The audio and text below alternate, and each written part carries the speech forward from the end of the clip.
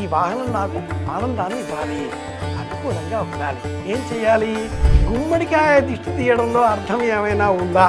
ఒక్క గుమ్మడికాయ పగలగొట్టేస్తే దిష్టి పోయింది అంటూ ఉంటారు.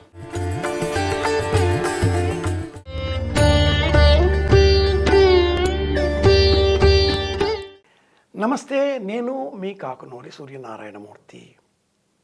కొత్తగా మోపెడు కొన్నామండి. ఎలక్ట్రిక్ వాహనం, విద్యుత్తుతో ఖర్చు బాగా తగ్గిపోయింది. పైగా ఎకో ఫ్రెండ్లీ, వాతావరణానికి చాలా అనుకూలంగా ఉండేది. పర్యావరణ కాలుష్యం కారకం కాదు. కానీ ఈ వాహనం వల్ల నాకు కీడు కలగకూడదు. ఈ వాహనం నాకు ఆనందాన్ని ఇవ్వాలి, అనుకూలంగా ఉండాలి. ఏం చేయాలి?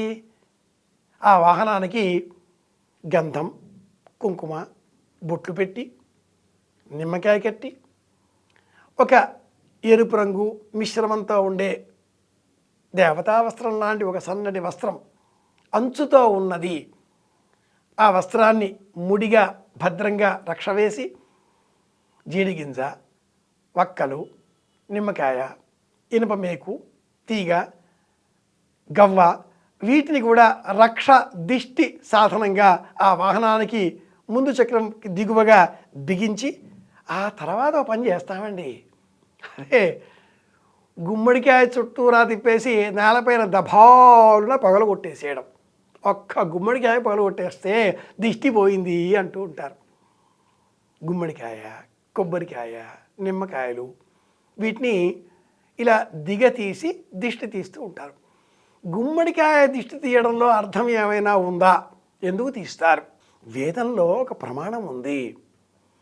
కూష్మాండ గణహోమాలు అనే ఆ హోమాల ప్రక్రియను ఆచరించినట్లయితే ఆయుర్దాయం మనకు మెరుగవుతుంది, అనాహూతములు జరగవు, అవాంఛితములైన కీడు మనకు రాదు, కష్టములు కలగవు. కూష్మాండము గుమ్మడికాయ.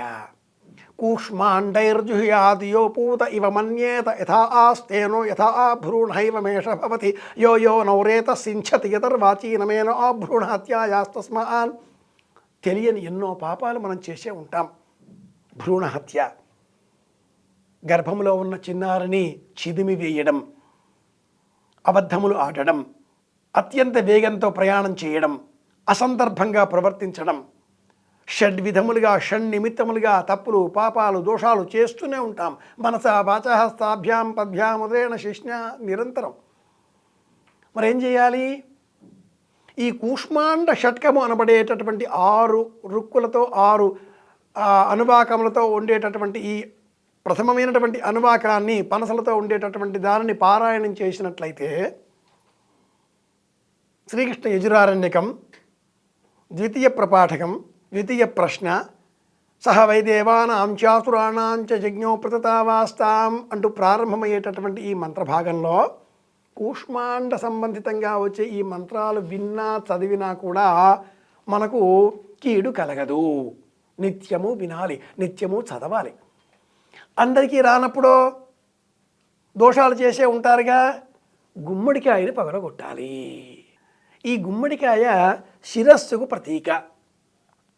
భగవంతుడి సన్నిధానంలో శిరస్సును మనం తల వాల్చి నమస్కారం చేస్తూ ఉంటాం.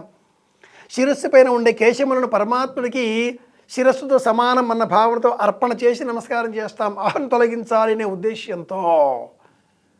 సప్తశతిని యజ్ఞ రూపంలో నిర్వహించే సమయంలో కూడా ఈ కూష్మాండం గుమ్మడికాయ వక్కనే మధ్యలో విరామ రూపంలో వచ్చేటటువంటి ఆ 13 అధ్యాయాలకు చిన్న చిన్న పూర్ణాహుతుల రూపంలో కూడా, అధ్యాయ పూర్ణాహుతులలో కూడా గుమ్మడికాయ వక్కనే సమర్పిస్తూ ఉంటాం. గుమ్మడికాయ ప్రాణశక్తికి ప్రతీక.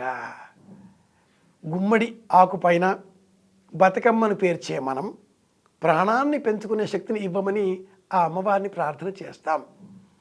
సంక్రాంతి పండుగ సభంలో వాకిట్లో గొబ్బెమ్మలు పెట్టుకునే మనం గుమ్మడి పువ్వులతో ఆ గొబ్బెమ్మలను అలంకరించి గోపికలుగా భావన చేస్తూ మధ్యలో కృష్ణ పరమాత్ముడే ఆరోగ్యాన్ని, ఆనందాన్ని ఇచ్చే దైవం అంటూ సంకల్పం చేస్తూ ఉంటాం.